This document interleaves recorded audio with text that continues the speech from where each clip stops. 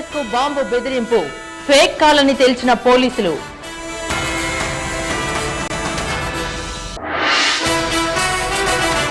రెండు రాష్ట్రాల్లో ఘోర రోడ్డు ప్రమాదాలు, నెల్లూరులో 8 మంది, కర్ణాటకలో 22 మంది మృతి. భద్రాద్రి బంద్ కు టీజేఏసీ పిలుపు, రెండో రోజు కొనసాగుతున్న బంద్.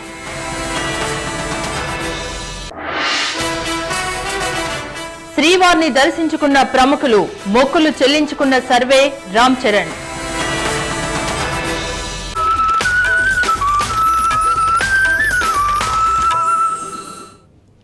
కృష్ణా జిల్లా చిల్లకల్లో జరుగుతున్న రచ్చబండ కార్యక్రమంలో ముఖ్యమంత్రి కిరణ్ మాట్లాడుతున్నారు. ఆ ప్రత్యక్ష ప్రసారం చూద్దాం. మాసంలోనే రైతుకు నీరు ఇచ్చేదానికి ఉంటుంది. జూన్ 15 లోపల రైతుకు నీరు ఇవ్వగలిగితే, ఒకటి వర్షం ద్వారా మనకు ఈరోజు పడుతున్న నీరు మనకు పంటకు ఉపయోగకరంగా లేదు. ఎందుకంటే నాట్లేసేదే మనం ఆగస్టులో వేస్తున్నాం. మనకు నీరు లేక, నీరు మీకు రాక ఆగస్టులో మనం నాట్లేస్తున్నాం. ఆగస్టులో వేసినప్పుడు వర్షాకాలం పూర్తిగా అయిపోయిన తర్వాతనే మనము పంట వేయటం జరుగుతూ ఉంది. అది ఒక సమస్య అయితే, రెండో సమస్య మనకు సైక్లోన్లు వచ్చేదంతా నవంబర్లో వస్తున్నాయి. అక్టోబర్ ఎండింగ్లో, నవంబర్లో. జూన్ 15 లోపల మనం పంట వేసుకోగలిగితే మనకు పూర్తిగా కృష్ణా కానీ, ఈస్ట్ గోదావరి కానీ, వెస్ట్ గోదావరి కానీ, గుంటూరు కానీ, లేక నల్గొండ కానీ, లేక ఈ ఆయకట్టు అంతా కూడా కృష్ణా నది కింద, గోదావరి నది కింద వేసుకోగలిగితే, అక్టోబర్ మొదటి వారానికి పంట తీసుకోగలిగితే మనకు సైక్లోన్లో రైతులకు నష్టం జరగదు. ఈ కార్యక్రమాలు చేయాల్సిన అవసరం ఉంటుంది. ఇప్పుడు ఈ కార్యక్రమాలు పూర్తి చేయాలంటే 1,00,000 కోట్లు కావాలి. నేను స్పష్టంగా తెలియజేస్తున్నాను. చాలా మంది అనుకుంటున్నారు రాష్ట్రం విభజన జరిగితే సీమాంధ్రకే నష్టం జరుగుతుంది. అది పొరపాటు కాదు. మనకంటే నష్టం ఎక్కువ తెలంగాణ ప్రాంతానికి జరుగుతుంది. అది వారికి కనపడటం లేదు ఈరోజు. దాన్ని వారు తెలుసుకునే లోపల మన చేతిలో నుంచి జారిపోతుంది. లక్షల ఎకరాలు సాగులోకి రావాల్సిన నీరు వాళ్ళకు అందే పరిస్థితిలో ఉండదు. అదేవిధంగా విద్యుత్ శక్తి బాగా తక్కువ ఉంది. వారు వినియోగించే విద్యుత్ శక్తి కంటే 50% తక్కువ ఉత్పత్తి చేస్తున్నారు తెలంగాణ ప్రాంతంలో. రాబోయే 5 సంవత్సరాల్లో వారు ఎత్తుపోతల పథకాలు, ఇవన్నీ కూడా ఎత్తుపోతల పథకాల ద్వారా దగ్గర 50-60 లక్షల ఎకరాలకు సాగునీరు తేవాలని, ఇవ్వాలని ప్రయత్నం చేస్తున్నారు. కొన్ని ప్రాంతాలు రాయలసీమలో, ఆంధ్రాలో ఉంటే ఎక్కువ శాతం తెలంగాణలోనూ ఉన్నాయి. ఇంకొక 175 మిలియన్ యూనిట్లు తెలంగాణలో వారు ఉత్పత్తి చేయాల్సిన అవసరం ఉంటుంది. వీటన్నిటికి కూడా కరెంటు ఉత్పత్తి చేసేదానికే తెలంగాణలో 40,000 కోట్ల రూపాయలు కావాల్సి ఉంటుంది.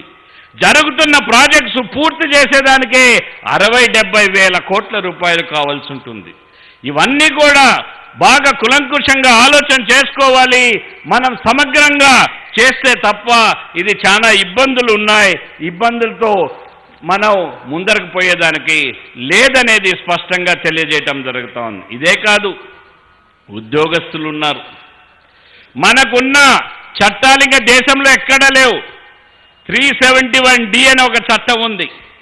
దాని ద్వారా ప్రతి జిల్లాలో కూడా 20% జిల్లాలో రిక్రూట్మెంట్ అయ్యేవారు వేరే జిల్లాల నుంచి వస్తున్నారు. వారు వచ్చి రిక్రూట్ అవుతారు. ఇప్పుడు ఎవరు ఏ ప్రాంతంలో పనిచేస్తున్నారో అది తెలియలేని పరిస్థితి. 1,00,000-1,50,000 ఎంప్లాయీస్ తెలంగాణలో, ఆంధ్ర వారు తెలంగాణలో, తెలంగాణ వారు ఆంధ్రాలో పనిచేస్తున్నారు. వీళ్ళందరికీ కూడా వారి ప్రాంతాలకు పోవాలన్నా, లేక వారి సీనియారిటీ వేరే స్థలానికి పోతే సీనియారిటీలు ఇబ్బందులు వస్తాయి. వేల పెటిషన్లు కోర్టుల్లోకి పోయి వారి ఇబ్బందికరమైన పరిస్థితి వస్తుంది. ఇవన్నీ కూడా ఆలోచన చేసుకోవాలని స్పష్టంగా తెలియజేయటం జరుగుతూ ఉంది. పెన్షన్లు, చాలా మంది పాపం ఉద్యోగం చేసుకొని వారి ఊరు ఏదైనా కూడా మామూలుగా వాళ్ళు రిటైర్ అయిన దగ్గర వారి ఇల్లు కట్టుకుంటారు. చాలామంది విజయవాడలో ఉండొచ్చు, చాలామంది ఇక్కడ వారు హైదరాబాద్లో కట్టుకొని ఉండొచ్చు, లేక వరంగల్లో కట్టుకొని ఉండొచ్చు, లేక తిరుపతిలో కట్టుకొని ఉండొచ్చు, వేరే ప్రాంతం వారు. రేపు పొద్దున్నే పెన్షను తెలంగాణ ప్రాంతం వారికి పెన్షన్ ఇక్కడ రిటైర్ అయ్యి ఇక్కడ ఉంటే ఎక్కడి నుంచి ఇస్తారు పెన్షన్? ఈ ఇబ్బందులన్నీ చాలా ఉన్నాయి, బాగా పరిశీలన చేసుకోవాలి. అందుకనే సమైక్యం చెప్తున్నాం తప్ప మనకు సమైక్యమని నేను మాట్లాడేది రాజకీయ నినాదం కాదు. ఇది రాజకీయం కోసం మాట్లాడటం లేదు. ఇది ప్రజలకు ఇబ్బందులు వస్తాయని వాటి నుంచి మనం అవసరం లేనివి ఇబ్బందులు పెట్టే పరిస్థితులు మనకు వస్తున్నాయనే ఉద్దేశంతోనే ఈ కార్యక్రమం మనం స్పష్టంగా తెలియజేయటం జరుగుతూ ఉంది. ఒక్కసారి ఈ రాష్ట్రం మనం రాజకీయంగా కూడా బలమైన రాష్ట్రం. ప్రజలు చాలా తెలివైన వారు, కష్టపడి పనిచేసేదే కాక వారు స్వయం కృషితో మనం వివిధ దేశాల్లో మన వారు పోయి చదువుకొని పెద్ద ఉద్యోగాల్లో ఉన్నారు. ఇక్కడ కూడా ప్రపంచమంతా కూడా ఒక కుగ్రామంగా తయారయ్యే సమయంలో ప్రపంచం నుంచి ఎక్కడి నుంచైనా సరే మనం పని చేసుకునే పరిస్థితులు ఉన్నాయి ఈరోజు. మొన్న ఒక కంపెనీకి పోయాను నేను హైదరాబాద్లో. ప్రపంచంలో ఎగురుతున్న విమానాల్లో సగభాగం అంటే 14,000 విమానాలకి ల్యాండింగ్ కానీ టేకాఫ్ కానీ వెదర్ కండిషన్ కానీ లేక పైలట్కి సలహా ఇచ్చేది హైదరాబాద్ నుంచి ఇస్తున్నారు. 14,000 విమానాలు అంటే 50% ప్రపంచంలో ఎగిరే విమానాలకి హైదరాబాద్ నుంచి సలహాలు ఇస్తున్నారు. అంటే న్యూయార్క్లో ఈరోజు ఇప్పుడు వెదర్ బాగలేదు, మీరు ల్యాండ్ చేయొద్దండి, మీరు వేరే దగ్గర ల్యాండ్ కాండి, ఈరోజు ఈ పరిస్థితిలో మీరు చేయాలని సలహాలు హైదరాబాద్ నుంచి ఇస్తున్నారు. విమానం 1000 కిలోమీటర్లు ఎగురుతుంటే హైదరాబాద్ నుంచి దాని ఇంజన్ పరిస్థితి ఏ విధంగా ఉన్నదని మానిటర్ చేసి ఇక్కడ ఇంజన్లో ఈ తప్పు ఉందని ఎగురుతూ ఉంటేనే న్యూయార్క్లోనో లండన్లోనో ఎగిరే విమానాలకి ఇక్కడి నుంచి ఇంజన్ని వాళ్ళు చూసి ఏమి పొరపాటు ఉన్నదని చెప్పే పరిస్థితి టెక్నాలజీ వచ్చింది. మొన్ననే మంగళయాన్ దానికి మనం మార్స్కు పంపించాం. దాంట్లో ఉత్పత్తి చేసేదంతా చాలా వరకు హైదరాబాద్లో చుట్టుపక్కల దాంట్లోనే ఉత్పత్తి చేసేవారు. ఇవన్నీ కూడా ఎందుకు చెప్తున్నానంటే టెక్నాలజీ ఇంత పెద్దదైతా ఉంది. మనం ప్రపంచంలో ఎక్కడున్నా కూడా కలిసికట్టుగా ముందరికి పోవాలనే ఉద్దేశంతోనే ఈ కార్యక్రమాలు చేయటం జరుగుతూ ఉంది. ఇవన్నీ కూడా రచ్చబండ కార్యక్రమంలో మీకు అందే సదుపాయాలు అందించే విధంగా మళ్ళా వనరులు లేని ఏమి చేయలేం. మనం సంక్షేమ కార్యక్రమాలు ఇటు చేస్తున్నామంటే మనకు ఈ రాష్ట్రంలో పుష్టిగా వనరులు ట్యాక్సెస్ రూపంలో మనకు తెచ్చే పరిస్థితులు ఉన్నాయి. జీతాలే 5,000 కోట్లు పెరుగుతాయి 2 రాష్ట్రాలైతే. 43,000 కోట్ల ఉన్న జీతాలు, ఉద్యోగస్తుల జీతాలు, పెన్షన్లు ఒక 5,000 కోట్లు అదనంగా పెరుగుతాయి. ఎందుకంటే ఇప్పుడు ఒకరు చేసే పని ఒక రాష్ట్రానికి 2 రాష్ట్రాలకి 2 వ్యక్తులు చేయాల్సి వస్తుంది. ఇటువంటి సమస్యలన్నీ కూడా ఎన్నో ఉన్నాయి, బాగా ఆలోచన చేసుకోవాలని తెలియజేయటం జరుగుతూ ఉంది. 18వ తేదీ నన్ను కూడా పిలిచారు. స్పష్టంగా చెప్తాను, నేను ప్రజల మనోభావాలని చెప్పే దాంట్లో వెనకాల పోకూడదు. ఇది దురదృష్టవశాత్తు కాంగ్రెస్ పార్టీ ఈ నిర్ణయం తీసుకున్న దానికి చాలా చింతిస్తున్నాం మేమందరం కూడా. మొట్టమొదట 9 సంవత్సరాలు ఈ రాష్ట్రానికి ముఖ్యమంత్రి ఉన్న వ్యక్తి, తెలుగువారు కలిసి ఉండాలి అని తపన ఉండాల్సిన వ్యక్తి, మళ్ళా 10 సంవత్సరాలు అపోజిషన్లో ఉన్న వ్యక్తి, లీడర్గా ఉన్న వ్యక్తి తెలుగు రాష్ట్రం కలిసి ఉండాలని ఆలోచన చేసుకోకన్నా విభజించేయండి అని జాబ్ ఇచ్చారు. కేంద్ర ప్రభుత్వానికి తెలివి ఉందో లేదో అని ఆలోచన చేసి వైఎస్ఆర్సీపీ సలహా ఇచ్చింది. ఆర్టికల్ 3 ద్వారా అయితే మా సలహా అక్కర్లేదు, మీరు విభజించేయండి అని ఒక జాబ్ ఇచ్చారు. కేవలం మనం కాంగ్రెస్ పార్టీ నుంచి తెలంగాణ ప్రాంతం వారు, మన కాంగ్రెస్ వారు కూడా విభజన కావాలని కోరుతున్నా కూడా సీమాంధ్ర ప్రాంతం నుంచి కాంగ్రెస్ వారు ఎవరు కూడా విభజించాలని ఎప్పుడూ కోరలేదు.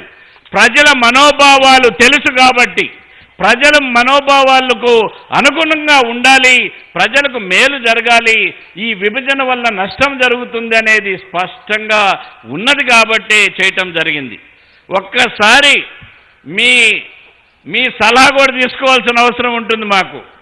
ఏం సలహా? రాష్ట్రాన్ని సమైక్యంగా ఉంచాలా వద్దా? ఒకసారి చేతులెత్తి, సమైక్యంగా ఉంచాలంటే చేతులెత్తి చూపించండి.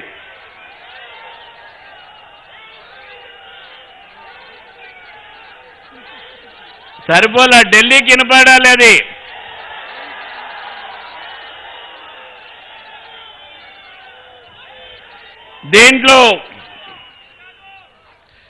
దీంట్లో సమైక్యవాదం అనేది అదొక విధానం, అది మనకు రాజకీయం కోసం మనం చేయటం లేదు. దీనివల్ల నష్టం అందరికీ జరుగుతుంది, ప్రత్యేకంగా తెలంగాణ ప్రాంతానికి జరుగుతుందని తెలియజేసేదానికి కార్యక్రమం. దీన్ని ఖచ్చితంగా ముందరకు తీసుకొని వచ్చి శాయశక్తుల మేము ప్రయత్నం చేస్తున్నాం కలిసి పెట్టేదానికి రాష్ట్రాన్ని. దానికి మీ మద్దతు కూడా అవసరం ఉన్నప్పుడు ఖచ్చితంగా ఇవ్వాల్సిందిగా కోరుకుంటూ, ఇక్కడ ఇప్పుడే సర్పంచ్ గారు కోరారు కొన్ని కోరికలు, అవి కనుక్కొని ఏమేమి చేయగలుగుతామో ఖచ్చితంగా శాంక్షన్స్ ఇస్తాము అని తెలియజేస్తూ, జగ్గయ్యపేటలో నీటి ఇబ్బందులు ఉన్నాయి, తాగునీరు ఇబ్బందులు ఉన్నాయని చెప్పారు. దానికి తగిన నిధులు సమకూర్చేదానికి, శాంక్షన్ ఇచ్చేదానికి అన్ని చర్యలు తీసుకుంటామని తెలియజేస్తూ, ఈ రచ్చబండలో ప్రతి ఒక్క కుటుంబానికి కూడా 50,39,000 కుటుంబాలకు సదుపాయాలు కలిగటం జరుగుతుంది. అధికారులు నేను కోరుతున్నాను, ఖచ్చితంగా ప్రతి ఒక్కరికి అర్హత ఉండేవారి ప్రతి ఒక్కరికి పెన్షన్ రావాలి, రేషన్ కార్డు రావాలి, ఇల్లు రావాలి. అది మీకోసం పెట్టిన కార్యక్రమం. ఇది మీకు చేరినప్పుడే సద్వినియోగం అవుతుంది తప్ప లేకుండా ఉంటే ఇది ప్రభుత్వం అవసరానికి పెట్టింది కాదు, మీ అవసరాలు తీర్చేదానికే పెట్టిందని తెలియజేస్తూ, మరోమారు ఈ కార్యక్రమానికి ఇంత పెద్ద ఎత్తున మీరు విచ్చేసిన వారందరికీ నేను కృతజ్ఞత తెలియజేస్తూ సెలవు తీసుకుంటున్నాను. జై హింద్. ముఖ్యమంత్రి వారు మిగతా వార్తల్లోకి వస్తే కృష్ణా ఎక్స్ప్రెస్ లో ఎలాంటి బాంబులు లేవని నిర్ధారించింది బాంబు స్క్వాడ్. ఆదిలాబాద్ నుంచి తిరుపతి బయలుదేరిన కృష్ణా ఎక్స్ప్రెస్ లో బాంబులు పెట్టామంటూ కొందరు అగంతకులు ఫోన్ చేశారు. దీంతో అప్రమత్తమైన అధికారులు వరంగల్ జిల్లా స్టేషన్ గన్పూర్ దగ్గర రైలుని నిలిపివేసి తనిఖీలు చేపట్టారు. రైలంతా క్షుణ్ణంగా పరిశీలించిన బాంబు స్క్వాడ్ రైల్లో ఎలాంటి బాంబులు లేవని నిర్ధారించింది. తనిఖీల అనంతరం ట్రైన్ బయలుదేరి వెళ్లింది. ఈ ఘటనలో ఫోన్ కాల్ చేసిన దుండగుల్ని గుర్తించే పనిలో ఉన్నారు పోలీసులు. కేసు నమోదు చేసి దర్యాప్తు చేస్తామని తెలిపారు. అటు ఎలాంటి బాంబులు లేవని తేలడంతో ప్రయాణికులు, సిబ్బంది ఊపిరి పీల్చుకున్నారు. ఈ ఫేక్ కాల్ కారణంగా 2 గంటలు ఆలస్యంగా నడుస్తోంది కృష్ణా ఎక్స్ప్రెస్.